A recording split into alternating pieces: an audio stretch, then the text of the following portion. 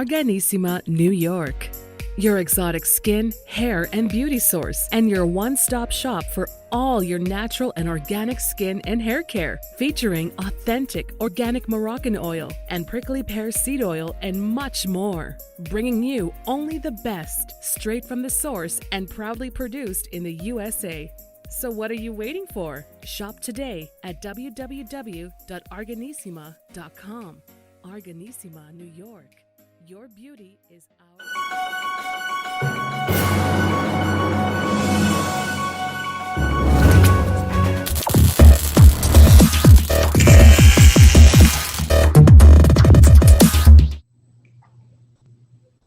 Folks, welcome back to the iHealth channel, iHealth Radio, with your host, Hurricane H. New day, new show, new topic. We've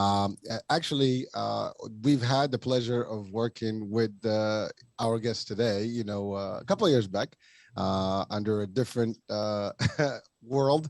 It was just pre-pandemic, or at least at the inception of the pandemic, and that was with Reboot Integrative Wellness Center in Philadelphia. And I had the pleasure of having Steve-O, who was actually one of the founders and partners at the Wellness Center. But, today I have somebody else from Reboot who actually is going to bring us to what's new coming up, in the Reboot world. And last time I had the pleasure to meet with her in person and watch her in action in Philadelphia doing a demonstration and a presentation about cannabis, the CBD benefits, pain management, and all that stuff. And so with me today, I have Felicia, Greenfield-Blau, and she is going to talk to us about some new stuff that's coming up under the Reboot, auspice. So Felicia, welcome back to the show. Welcome to the show for the first time, and welcome back to Reboot. Yeah. Thank you so much. Thank you for having me. I'm really excited to be here. Well, listen, this is important. I mean, I spoke to Steve, and I know you guys always are looking at new things and making sure that holistic wellness is in place. And there's a lot of stuff going on in this space. And one of the things that, I guess the action going on in Philadelphia. Yes, exactly. It sounds never far behind. It sounds like a New York set. Exactly. Yes. When you live close to South Street, you never know what's happening. Yes. Listen, well, it is a snowy day. Things are happening. Yeah, things are happening. Yes. But that's okay. We recorded and it's all good. And you know what? Live in the city happens. Mm-hmm. So like I was saying, you guys are always creating new opportunities, new services, new products to make sure that the holistic, wellness is out there and people are receiving it. And you guys believe in that. I know you believe in all of it, and you do it day in, day out, and you've been doing this for years. So before we go there, I mean, just for people who may not have seen the actual Reboot and or watched the actual previous show, if you can give us just a quick debrief on what does Reboot, Wellness and Integrative Wellness Center does in general, just as a quick, startup, and then we'll go from there. Okay, so Reboot Integrative Wellness Center is a company that's majority women-owned, minority business, and I take a lot of pride in that. I have two amazing partners, and we come at integrative wellness with like a new view, combining Eastern and Western medicines. So we have traditional physical therapy, acupuncture, chiropractic, cupping, botanicals. We use a lot of CBD in the practice. I'm a yoga and meditation teacher as well. So our approach is looking at a whole person, not just like a shoulder or a neck or a back as a diagnosis. We really try to speak with our patients about how are they living their lives? What's their stress management skills? How are they eating? How are they managing getting through everyday life, which can be incredibly challenging? What's their exercise routine normally prior to injury? And one niche that I have is in the breast cancer community. So I am really fortunate because I get to combine all of my great skill sets working with an amazing population of people who are struggling through cancer, and especially breast cancer. So I feel really fortunate every day. I never look at work as oh my gosh, I have to go to work, but I am just grateful every day to kind of go into work and help people. And that's the approach that we really take, that health and wellness is something that revitalizes us, that makes us feel more alive and stimulated. And we want to kind of carry that energy through to our patients so that they can be with us for whatever period of time of healing, and then they kind of take those messages with them. Mm-hmm. Well, thank you, Felicia. Well, first of all, you touched on a lot of, things that are almost, we cannot live without. I mean, we need health, we need wellness, and you guys cover a lot of it in terms of helping people either stay healthy or be better based, beyond a particular injury or an illness and so on and so forth. Actually, I've been to the facilities and they're great. I mean, you got gorgeous space there and you have a lot of, different things going on, and you do service a lot of folks and help them. And I didn't know that actually you went to the next level now and you help, cancer, patient, things like that.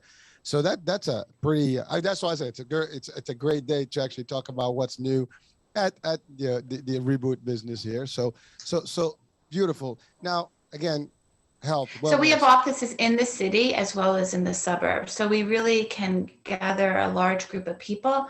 And, our staff is really diverse, which I just want to point out, it's amazing. It's a great value system that I think Steve, Mung, and I are my three of us as partners all believe in. We live in a diverse city. And so I want people who are minorities of all sorts, an LGBT community, Black, Brown, Indigenous people. I want people to feel at home and safe and comfortable, whether they're in the Caucasian community or the Asian community where we have one of our locations. And I think that's part of what distinguishes us is that our differences are what make us unique and special, and we embrace that. And I love that. As a matter of fact, I mean, this show is airing all over, so that's worldwide. And it's always good to see that. Well, that also speaks to the makeup of the Pennsylvania or Philadelphia community. And you're right, you have different locations that service different communities, and you do have the practice and you have the knowledge too, because to your point, when you go to the facility in Chinatown, for example, it does, cater a little bit more to the Asian community and so on and so forth. You go to other locations. So you have that theme going, and you have the right folks and the right capabilities to really manage and care and give the right, because even just language speaking, it's a big deal, right? If you have the right people, meeting with you in their own comfort zone, it's a little different, when you have maybe a language barrier, and you guys facilitate that. That's important, and it makes the treatment, or at least the work that you do, a lot easier. So thank you for actually clarifying that, and that's a big point. You're welcome. And one thing I want to ask, I mean, I know the last time I was there, that was just, like I said, at the beginning of the pandemic. So with the pandemic, have you guys maybe explored, have you used, I'm pretty sure almost you probably did this, telemedicine and so on and so forth in some aspects. And the reason I'm asking, now that happened, a lot of businesses are expanding beyond the realm of their, brick and mortar kind of concept, and they're using like telemedicine and Zoom, sessions and so on and so forth, with people. Are you adding that too? Have you added that? Yes. So we've been an essential business since about 2 weeks into the pandemic. Made a lot of changes immediately to help people feel comfortable, patients feel comfortable to come in. However, because of my breast cancer work, I see people in many different states that travel up to a few hours to come see me, because there's not many people who have a specialty in breast cancer.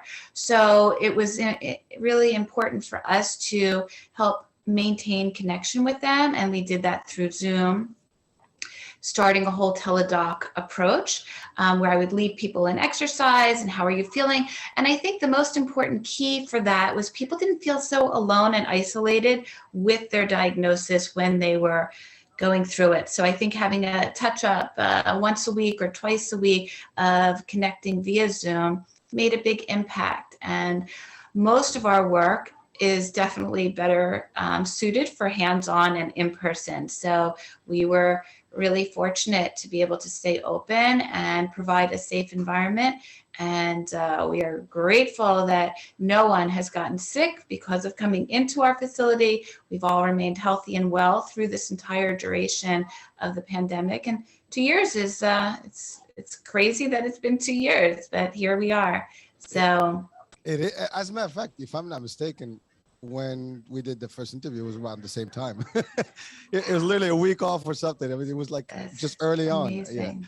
Yeah. So, wow, it's it's maybe about a month shy from when we did it. So, So it's really, nice knowing that we had that option, and now that when people started feeling comfortable, kind of like the Wizard of Oz, when all the munchkins started opening their doors and windows and coming back out into life, we've been really doing a great job of helping people in person. And yeah, I'm glad for that. well, thank you for sharing that. Well, again, I mean, now the world is yours, right? You can do a lot more. But I do want to highlight something you mentioned. Your concept also of combining Eastern medicine and Western medicine, all in one, under one umbrella. That is a big deal. I mean, because there are different, cultures that do, and holistic usually, does actually kind of prefer the non, standardized westernized medicine as an option, and it was added value. So that's a little different. That's why you use the CBDs and you use all these oils and different treatments. Acupuncture is a big deal for, that's a different approach to meet, and at least mitigate some of the problems or health conditions, I would say. So that's I just wanted to really just talk about that for a minute. So your combo is pretty unique in a way, because not everybody uses that hybrid format. No, I've been a physical therapist for about 31 years. And up until I met Steve-O, a very fortuitous meeting for me, because it ended up leading to a partnership. And I didn't even want to be a business owner until I met him. And I was like, I want to be a business owner with you. And we have ambient lighting and frequency music, and our whole environment is just a warm, feel good. I can take a breath when I'm here. And that is just amazing. It's mind-blowing for me, and to be able to work in that kind of environment, I'm so privileged. So to be able to offer that, because that's not the traditional physical therapy setting, or even a traditional chiropractic setting. So I love our model, and I think it really serves our community well now, because people are looking a little bit out of the box. Like traditional medicine takes them so far, and then they're still struggling. So when traditional health insurances are starting to now cover acupuncture and these other modalities, I think that's fantastic. And patients are the ones who are ultimately benefiting the most.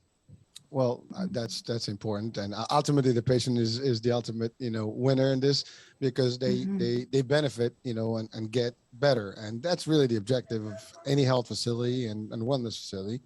Now let's talk about the discussion topic today, the core. There is something new cooking. so let's talk about the what is new. What is the new big thing that's going on that you guys are innovating with and bringing to the table?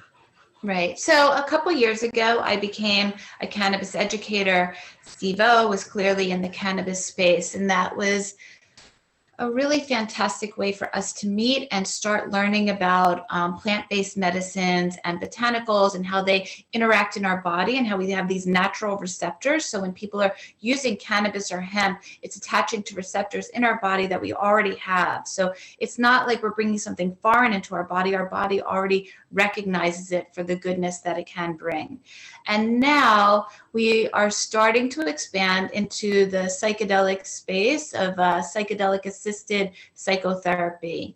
And what that means is right now, federally, ketamine is one psychedelic that is legal federally. And so it is starting to be used in settings where you have a guide, who's usually a doctor or a therapist, giving the medicine, and then also doing sessions beforehand, getting people ready for this type of medicine, which are called integration sessions before and integration sessions afterwards.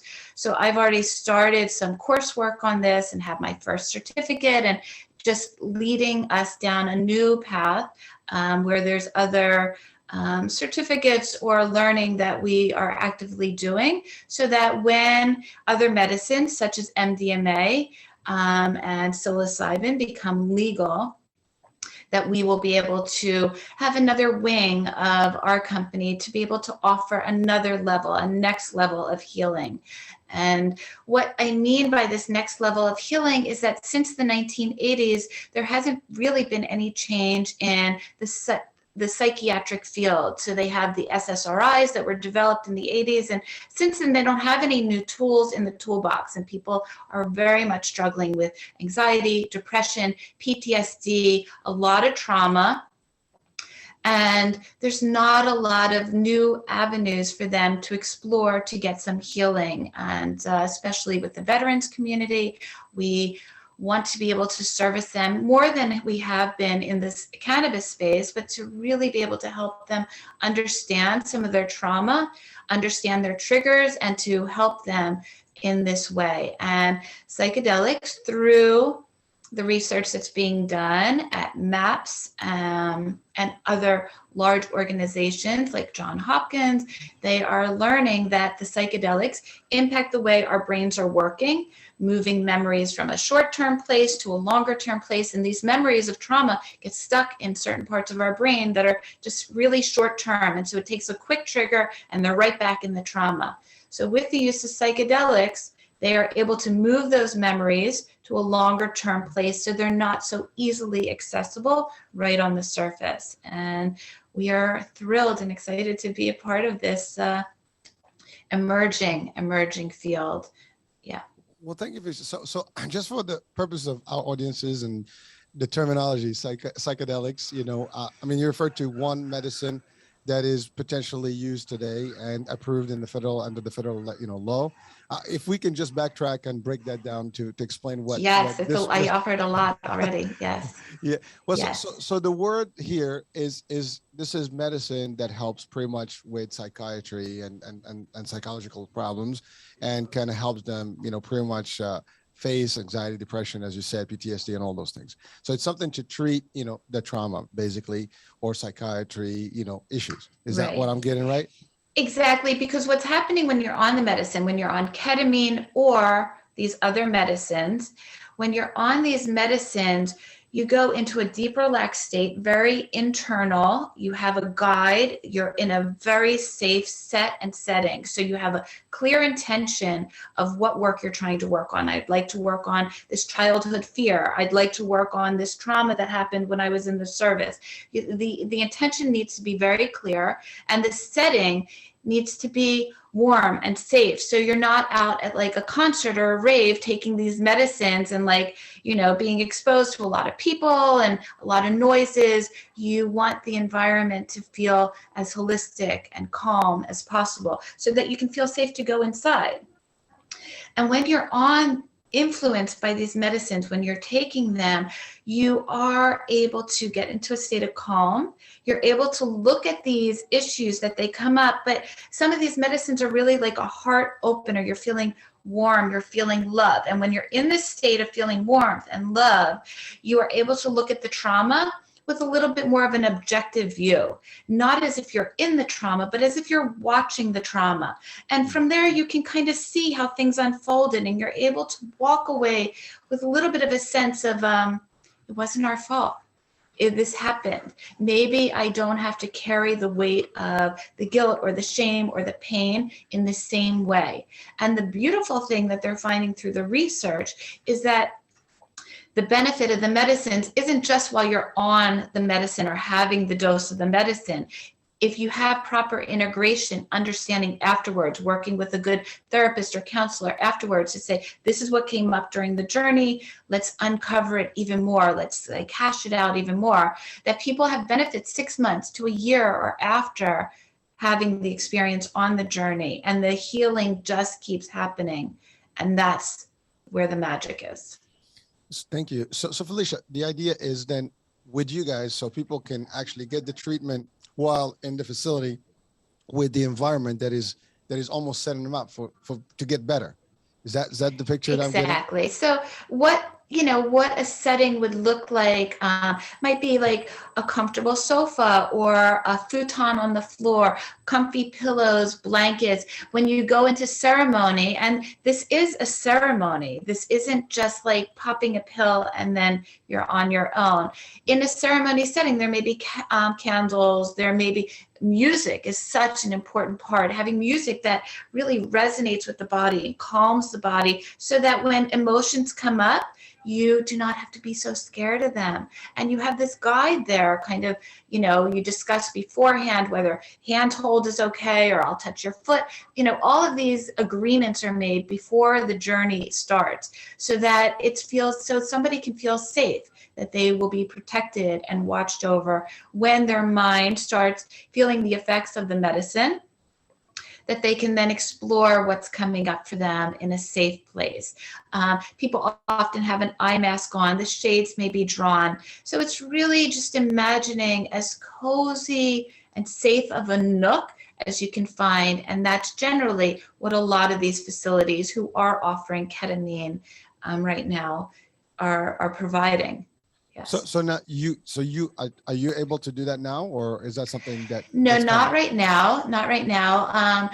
Our vision is for the future, when more of these medicines, such as MDMA and psilocybin, which are magic mushrooms, become legal. And so we are in the process of learning. We're in the process of exploring. I personally have experienced my own traveling to different countries to have these journeys myself, because I feel the more I do my own work of understanding things that are traumatic to me in my life experience, the more I understand that I have greater capacity for compassion and understanding when other people might be coming to me saying, I'm really struggling with X, Y, or Z, and then I can hold space for them.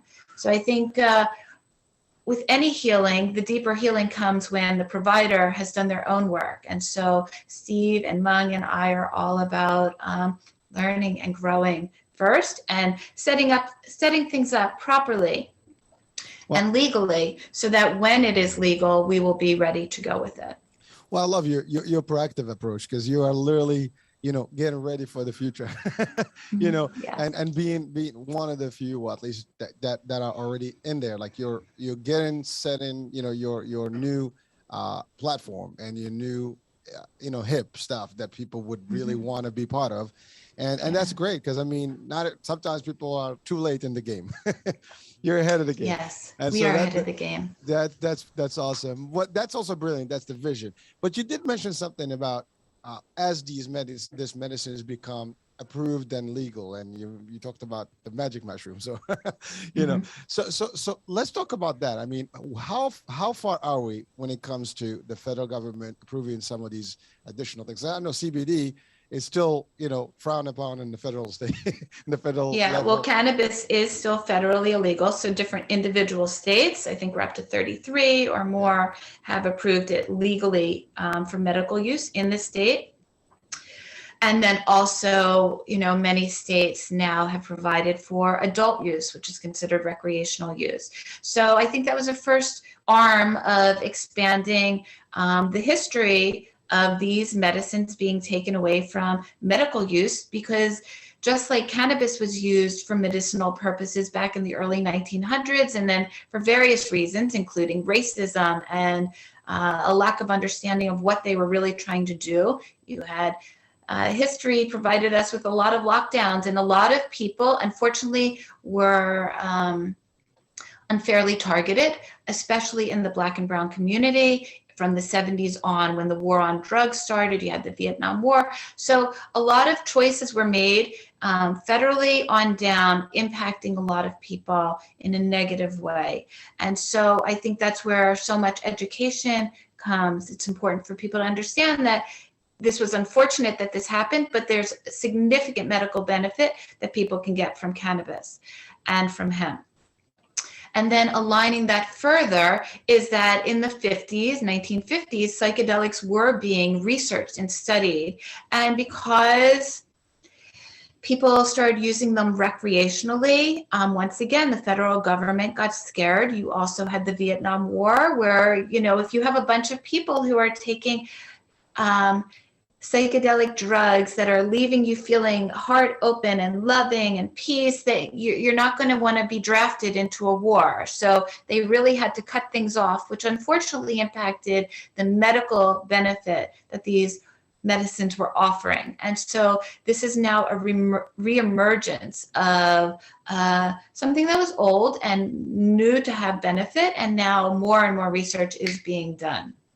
Well, it So is. when these medicines are going to become legal, I think the next one to become legal should be in about December 2023 of MDMA. The MAPS protocol is in phase 3 trials with this medicine, and things are on target and appear to be moving forward to help people. And they don't just help people with PTSD, they are also really incredibly helpful for people who are having end-of-life struggles, for people with terminal illnesses that are scared. They're scared of that next step.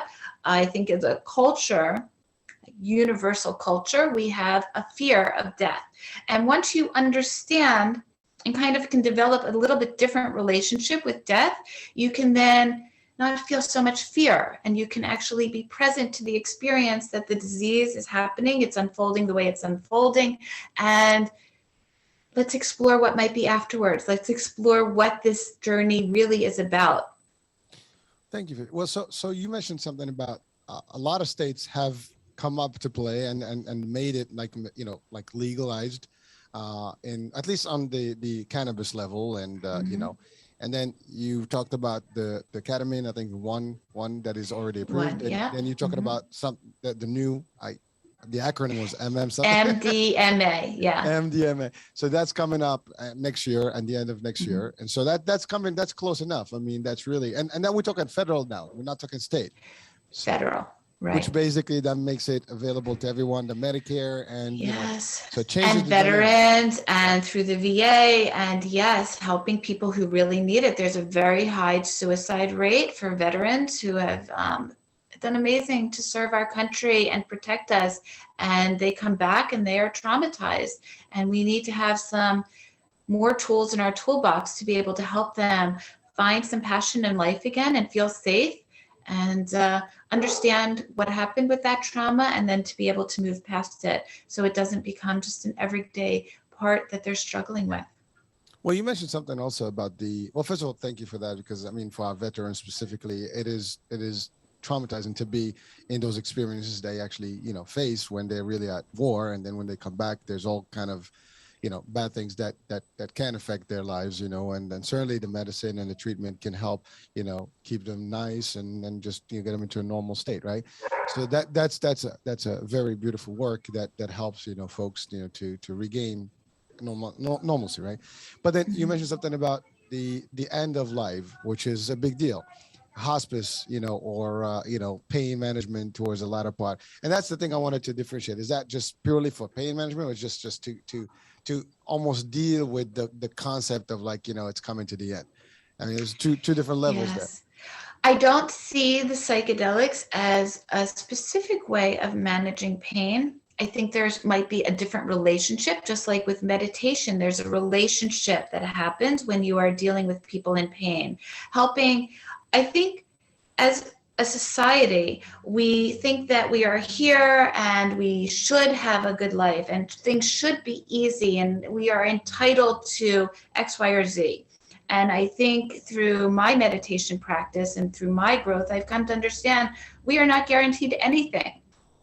So once we come to an understanding, we are not guaranteed anything, and that this life is about experiencing good things and challenging things, and learning how to get through those challenging moments with some self-control, with some self-understanding, a lot of compassion. Then from that place, we can look at people who have chronic pain and form a different relationship to the pain. They can kind of watch the pain. They can have a relationship of talking to the pain. I see you. I know you are there. How do we get through some of our day? How do we experience some joy, even with some hardship? So we may carry around that chronic pain, but how do we still find moments of gratitude every day, even in the hurting? But I do believe that the psychedelic experience allows us to see that life is not just the four walls that we are living in our house or our environment that we've created, but there is something magical and actually much bigger than just us, that we are connected to the trees, we are connected to the earth, we are connected to people all around. I am connected to you and you are connected to me. And once we start seeing that fullness, from there, I believe the experience of losing this physical body becomes a little less scary, because I think we can see that there's more of a just a flow. There's a beginning, there's an end, there's a fluidity to it. Just like plants start from a seed and they grow, and then each season they die and they come back. So, everybody has their own religious take on life and death. And so I'm not speaking from this as a religious person. I just think that I'm speaking more of just a human perspective of, I know the more I become in touch with that, I am connected to the plants and the trees. And so instead of maybe going out and saying, oh, that's a pretty flower, and grabbing it, I may just observe it and smell it and notice it and take a picture of it. And now that flower is a part of me and it's with me, but I don't have to own it. I don't have to rip it from the ground to have it. And so it's about less of me owning and having and more of just, I am connected. Well, I think, I had a show a couple of weeks back, or maybe last week, too many shows, different topics, but the discussion was about, like, we're all connected in this world, and we're all part of the same fabric and made of the same, elements and energy. And so you're right. I mean, we're all connected. And you mentioned something about religion, and you're right. Every religion may have their own angle on the death, but I think humans in general, regardless of religion, they all have fear of death because we don't understand it, right? And having some sort of a place where you can almost kind of zone out a little bit and just feel right about it, to a degree. I mean, there's nothing to feel right about because people still want to hang on to life as long as they can, and we all have that same feeling. But you're right, there's no guarantees. They can happen quick. But when someone is suffering and they were told, and that's the other thing, people these days are being told, well, you have a few months to live. And, that's a, while it's science and it's modern medicine, there's a debate about that itself, because in some cultures, no one will tell you. There is almost a taboo. They can't tell, like, well, you got 3 months to die or to live, right? It doesn't work that way, because it's kind of like, you can't tell people. I mean, if that was meant to be, we would know when our expiration date would be, right? That you're born this day and you're going to live 30 days, or, you're going to live like 100 years. That's different, but we don't, it's the unknown. And that's what makes life, us going, along with life. You just live your life without having to worry about it. If you anticipation of that is worse than death itself, as the saying says, right? So you can't potentially live knowing that, you have a time. Like, if we see in movies, they say, you're going to die at this moment, the person goes crazy. Because, like, I mean, how do you live with yourself, right? So, but when someone tells you that as a medical, well, I'm sorry, but your thing is terminal and you got only a few months to live. I'll give you a good example. This happened to me. My father, I was told, that he was basically, terminal. I never told my dad that he was. He lived his life until the end, not knowing that it was the end until it happened. And so I chose to do that for him, because I did not want him to be anticipating or be scared or whatever of that. That was a choice. Some people say that was wrong, but I mean, everybody makes their own calls, right? But the fact of the matter is, I don't believe that when someone tells you that, it's basically they already give you a death sentence. Like somebody who has been sentenced to death, literally, and they went in for that, shot or that electric chair, right? It's like, how do you live? I mean, you're living with fear. Like, every minute someone knocks on the door or gets a day closer, you're like, just think about, like, when you're going to do a speech on a stage, right? You get that fright, stage fright, that anxiety before, and you're like, your heart's beating and stuff. That sensation now lives with you every day. It's like, you're scared. You don't want to do that. But you're right. If you set them up with an environment where they're more calm and they can see themselves in a better place and relax and stuff, it may ease up those moments and those days for them. And I like that concept, because at least you help them. And that's what a lot of the end of life, hospice treatments, they put medicine, they relax them, they give them an environment, they live happy until the time's up, right? And that's a big deal. So I know I've almost, digressed from the whole discussion, but really the concept of life here is important, and the setting of where someone is feeling better, which is what you guys are looking into in this new venture, as well as what's already being done. It's going to make a difference for a lot of lives. Bottom line. Yeah. One thing you said, about the medicines. Now, these are basically medicines that basically help, almost, they're not hallucinogens. They are actually, medicines that These are hallucinogens. These so are they are hallucinogens. actually so they are. So there's in the brain, in the frontal lobe of the brain, there are three different areas of the brain, but that we're specifically addressing with psychedelics. But in one area of the brain, there's what's called the default mode network, which is where a trauma happens, and it's very easy for that trauma to keep happening over and over again, which is why it's challenged to move that memory, for it gets stuck in that area, and it can't be moved to a long-term memory. And when things move to a long-term memory, they're kind of in the back in the files, but it's not like present every single day. The medicines help to bring fresh blood flow to the area of the body that opens the long-term memory, to the brain that opens the long-term memory part, and kind of lessens the blood flow into the area where the default mode network is. So you're getting less blood flow to that area. So you're actually forming new neural pathways and new connections on these medicines. So the way you thought about a trauma before versus when you're on the journey with a guide, helping you to understand what's coming up, and you're starting to just speak about it when you're on the medicine, you're talking, the guide is writing things down that you're saying. This is all information that then you will be working on in integration afterwards. But the neural pathways that are growing and forming while on the medicine last after the medicine dose is done.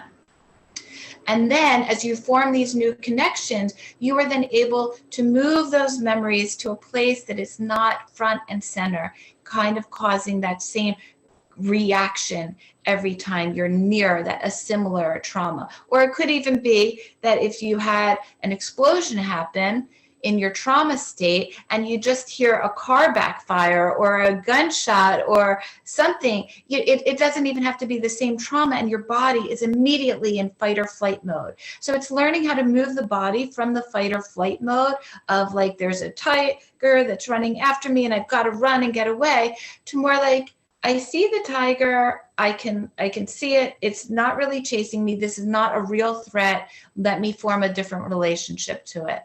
That's what the medicines are really trying to help.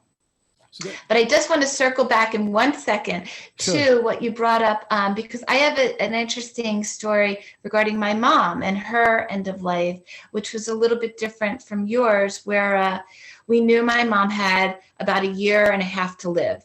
And during that time, we threw her a surprise party, and it was really incredibly beautiful, because we knew, like, okay, we have like 1 year or so to do this stuff. Her birthday came up and we threw the surprise party, and she said to me, she turned 79, and she's like, in my whole life, no one ever thought to throw me a surprise party.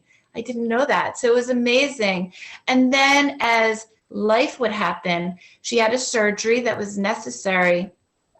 And a week later, she died. 10 days later, she died. So this year, this idea of we have 1 year, let's pack it in, didn't actually come to be. We had a few months. And so I had a lot of gratitude towards the doctor for sharing this is the window. Because I feel like if you can get past the fear of like, oh my gosh, I only have this. Once again, the ownership of the ownership of this physical body, the ownership of this life, and then can like just let a little bit of that go into like, I'm grateful today, I woke up today, what do I want to do today? How do I want to experience this life? How do I want to like play in the snow, or take a deep breath, or look at the sky, or notice the sun, or notice a bird flying by? Like, our joy can come in really small ways, and we are used to the big ways, the things that are flashy and abundant and beautiful, but not often the things that are right around us. And so I invite people to really start noticing the little things, the little things. Our kids snuggling up against us, instead of feeling like, oh my God, I just want to go to sleep. But like, wait, they're snuggling. Let me take this moment to enjoy this, versus feeling annoyed of what we're not having. Well, no, first of all, I appreciate, this is actually, I love this discussion, because first of all, I want to be clear. When I said I didn't speak, I didn't tell my dad about his end of life. It's more about, for the exact reasons that I want him to live, and I wanted to enjoy that moment with him and maximize it. But you're right, there's no guarantee. People tell you like you have 1 year, and I've seen people that lived, longer than that time frame that the doctors gave. So, and then you're right, there cases where people were expecting to die of a particular disease and they wound up dying for, instantly for something totally different. So again, there's no guarantee in life, and you're right. We have to cherish this life for what it is, moment after the other. And a lot of people sometimes they get in the hustle, and they just they live in stress. You don't. Life is too short. Time is valuable. Enjoy it with your loved ones. Enjoy what you want to do. Do something that you love, whether it's work or fun stuff. So you're right. I mean, it goes beyond just the obvious. And yes, I mean, there are decisions that are made. But like I said, the reason I mentioned that whole idea about the end of life of my dad was more about the concept where someone is telling you that, and you want to fear, and you want to ease them up into like at least accepting it. But if they live in a more relaxed mode, they might not have the anxiety of like, the anticipation. That was kind of really the moment. But what you did was also lovely. I mean, you knew it, you made something count for her. And for you guys, it's a memory that will last, forever, eternally. Exactly. Yeah. I think the thing that we can take away is that it's hard to get the idea of losing someone. And I think we make the best choices with how we have the information at the time. And I know I've made different choices in the care of my parents, and you make choices, and we're all just showing up the best we know how to show up. And we want people to not suffer. That's ideally what we want. We don't want anyone to hurt, anyone that we love. We want them to feel as good as possible. So I really honor where you were coming from and your intention to help your dad have the best possible outcome for however long he was going to be here. Well, thank you for that. And just, I mean, I can give you a back context on that one. So he had prostate cancer, but it was already metastasized. So at the time we realized that it was basically over. And so the doctor said, I wanted to do a surgery. And the doctor says, dude, there is no surgery that's going to make him feel better. Maybe he's going to have some movement in his legs because he was paralyzed, but that was it. So at the end of the day, if you choose to do surgery with him, because I had his proxy, he said he will just be basically upside down, on a bed in the hospital, suffering for whatever time is left. And that was actually the trigger where I said, okay, no surgery. Let him live with minimum impact and enjoy whatever's left. And I have to enjoy my time with him. Yeah. And he had been, because he was overseas and he came in, I haven't seen him in years. So I managed to enjoy whatever. And, my kids were born at the time. He got to see all of them. And, and that was it. So, but it was beautiful. And the way he went, it was just peaceful. So that was kind of like so there was a whole reason for that. And for folks listening and watching, understand that no one is expecting anything to happen in this case until it happens. We always think that it's going to happen to everybody else, but it can happen to anyone.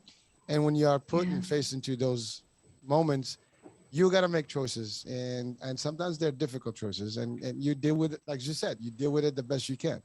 Yeah, I deal with that every day. I deal with people who are battling cancer every day. And I think an important reminder also for people is to live as best as we can with less judgment, because until you're walking in the shoes of the people that are walking in them, you really simply just do not know. I can have compassion and I can have empathy and I really feel for their struggle, but I don't know the pain that their body is suffering. I don't know the challenges their mind is racing through, or their anxiety, or we just don't know. So I try to live in a place of non-judgment as much as possible. I'm human, so of course it shows up, but I try to witness it. Okay, that seems a little judgy, Felicia. Let's take a look at that for me, because then I can say what's coming up for me that I'm judging this other person or this other situation. It's really not about the other person. All of this is just information for us to get to know ourselves better. Well, thank you. And by the way, you're right. We shouldn't be judging anyone. Unfortunately, people make that mistake to judge everybody based on whatever the lens that they see through, or their upbringing or whatever their conditions. But we shouldn't be judging anyone because we are subject to judgment too. And we, everybody. Again, we have rules in this world that we should abide. I mean, we share society, but certainly it's not a call for someone when you see something, give them the benefit of the doubt, because you don't know what they're going through. And I think that's a big deal. And the more people learn to do that, the happier they're going to live their lives, and easier they'll be able to integrate and enjoy life with everybody else. So I wanted to go back to the the medicine and the treatment that you are seeking right now, and that a lot of people are going to be doing, do you think there's going to be high demand for it? I mean, or there's going to be some reluctance in terms of like, it's like, I'm going to go into this fake mode and just going to, almost live in outside of the zone and get off the reality. Would you see that there is a benefit, or there will be a demand for like, oh, I want more of that? Or you'll see like more like, no, this is not going to be, it's going to be maybe for the few. What do you think? Right. So I think that's an amazing question. And I think that this is really going to take off. I think a lot of people, once they understand and feel safe and secure around what's happening in the psychedelic assisted psychotherapy space, once they understand that there are trained people, that you are not just taking a drug and wandering the streets or going to a concert or using it in not a ceremonial healing setting, I think that will help. I think also that right now it's a little cost prohibitive. One, you may not have the knowledge. There may be people in whole communities that do not even know that this is out there. I think there are a lot of communities that are also seriously impacted from generational trauma. And there's a lot of ancestral and generational trauma that can be healed through these plant-based medicines. So if you don't even know that it's an option to you, then that kind of puts you behind in your knowledge or ability to even receive this type of healing. So in the psychedelic assisted psychotherapy space, we are trying to gather as many therapists and guides to be a part of it. Right now, that's why it's not just me that's learning, but hundreds and hundreds of people out there from all different careers are trying to understand how to have a place in this. And there's many different roles in this environment. And also in terms of the cost, that the more money that's put into it, it will be open and available to people who maybe can't afford it, which is also kind of a pattern that we've seen in our culture, that if you have money and you have the means, you know about the latest and greatest things. And if you are not in that category, or if you are a minority, you may not feel as safe because unfortunately, our government has used certain groups of people to do experiments on them, even with psychedelics back in the 50s, that have been unfairly kind of targeted for, they would say, as knowledge or an experiment to gather information for research, but not with the direct approval from the individual people. A lot of this happened with people who were incarcerated. I think of the Tuskegee experiments that were done. So I think that there's a fear in certain communities. Also, these are medicines that were used in indigenous practices throughout time. And so as more white people or wealthy people or whatever, however it's viewed, are kind of taking ownership of these medicines, we need to remember where they came from. We need to remember the people and the history and the culture that is tied in with them, and show them deep respect, and also to be inclusive so as many people can get the healings from these medicines as possible. Well, thank you. That's pretty deep stuff. And you touch on healthcare inequities and all kind of stuff. And there's that sense. And, as much as we think it's as equitable, it's still, there's a lot of work to be done. And you're right. So access to care sometimes can be inhibited because of cost and everything else. Some things are not covered, for example, by Medicaid, and you have to pay for them, but you don't have the money, you're not going to be able to reach them. And so some of these services also are not covered by insurance, which would be, very expensive. But that's a question also. I mean, are the providers willing to kind of, play a different, role in this, and maybe the cost will be a little bit less, I mean, I know there's expenses for everything. So it takes everybody. So one of the places where I did my training was Sound Mind in Pennsylvania, here in Philadelphia, and they are based out of West Philly. They chose that consciously. It's an area of the city that has a lot of minorities, has had a lot of historical trauma in that area. And so there are a lot of scholarships for people who may not be able to afford these medicines and afford this type of therapy, so that everyone, so everyone can have access to this healing, because that's when we all rise as a community, is when everyone is a part of the benefit, not just certain few. Wow. Well, thank you. I mean, that's great. I mean, to know that, Mhm. and I hope there's more of that, and, So and in much the years more. to come. Well, so now I Mhm. want to ask you an innovative question. I know you Mhm. guys are very innovative at Reboot, and you're Mhm. always looking at the next step. Now I know we're talking metaverse these days, and the meta space is going to be big. It's just that's going to happen. It's just a matter of when. It's already happening, but it's going to get deeper and more common. I think there's room for it in your world. I mean, imagine that same environment that you're imagining right now in a space, an office, but imagine now someone with a visor and they're into this context that you're this new universe that you create for them, visually and with sounds and music and aroma in the space. I mean, would you be looking at that technology to add to your arsenal or ammo? I think that's a great question. I think Reboot is an integrative approach to health and wellness and healing. And so I think as we learn more about what people, also you want people to be feeling safe and grounded, and you want people to buy into it. And so while we have these wings that we are, different avenues that we explore, our home, our hearth is traditional. Our home and hearth is physical therapy as people know it. And, because we are insurance based, so there are different rules and guidelines. And so while there's a lot of metaphysical elements out there, we try to kind of combine them with a beautiful balance, because if we're too woo woo, we're not going to have our bread and butter. And Well, so I think, it's a fine balance. It's a fine balance also, and I think a lot comes with education. And the more we know what we're talking about, the more we can share that, and it feels less scary and a little less kind of otherworldly. And so we really plan ourselves in our daily healing, and then expand what else we're doing, and slowly start implementing it in a safe way. I have no doubt you guys are gonna make the right decision there. Mhm. And the Yeah. reason this is like that, this is now becoming the new thing, and a lot of industries are adopting it.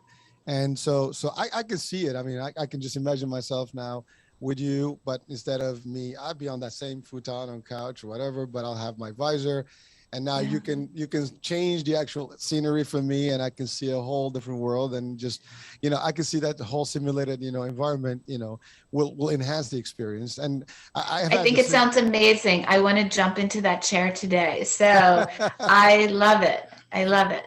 Well, I mean, Yeah, but I'm an adventurer, so I love exploring these different avenues, and that's part of what gets me all juiced up, is knowing like when I can see and envision and experience something that's a little bit out of the traditional realm. well, Yeah. you guys have dabbled in things that many others didn't, and Hmm. you've come up nice and on top with your services and products, and you're definitely helping people, and you're cutting edge, and that's the Yeah. key. But I think what the real key is, if I'm being honest, is doing it with integrity. So I think there's a lot of different companies that are trying to do everything that we're doing, but we are really rooted in having humbleness and gratitude and a lot of ethics. And I think if that's your platform that you're working on, then everything else you do will come from a place of like, I can trust them, because I know that they're not just doing it to make money. They're just not doing it for fame or wealth or prosperity or ego. So if we keep our egos a little bit at the door, and then come, and that this is a place of healing, I think people see that and people feel that. And that's what distinguishes Reboot from other providers. I think that's a great wrap up for our show, because at the end of the day, that's what counts. I mean, there are plenty of services out there. There are plenty of choices, but people tend to want to gravitate towards credibility and trust and integrity, and people that are going to do the right thing for them. And so if I'm coming to you, I know that I can trust you, and I know you have me in the best of things, right? So Yeah. that's a big deal. And Yeah. so well, listen, Felicia, we're coming to the end of the hour. That was Yeah. great. But so Yeah. any last advice or words of wisdom you want to share with our audiences today? I just am really grateful to have had this opportunity to kind of talk about topics that are really exciting for me and I think are coming more to the forefront. I think being open and exploring what's coming is a great perspective to look at, and having really trusting, honest places to be able to get your information. So I think what you are doing on your show and bringing in all these guests that are going to help people understand what's happening out there is a great way to get a good message out, an important message. Yeah. Well, thank you, Felicia. And by the way, Yeah. folks, I will have the actual link to the website, Reboot's website, so people can actually. Yeah. Reboot Integrative Wellness Center, rebootIWC.com. We have a great website. I'd love for people to check it out and like us on social media, on Facebook and Instagram. That would be fantastic. Perfect. And by the way, I think you did mention you deal with people in the adjacent states. So people can come in. I mean, if you're in Jersey, you're really just a bridge over. Exactly. Yes. You know, so Yes. you and I guess Delaware as well. So those Delaware, Maryland. Yes. Yeah. So People you're do not- travel. I think if it's a good service, people are going to come and find you. Yeah. You're an hour away from New York City. You're Yeah. about an hour from the other, surroundings. So there's a lot of opportunity. So folks, Yeah. please do check out, Reboot's website and reach out to Felicia or Stevo anytime. And so, it's good stuff. Felicia, thank you so much for the time. Thank you so And, much. Yes. I think we had a great exchange here. Folks, Yes. thank you. Folks, thank you for being with us and watching on iHealth, listening on iHealth Radio, watching on the iHealth channel. I'm your host, Hurricane H. We'll be talking soon. Different day, different show, different topic, different guests. Bye for now. Bye.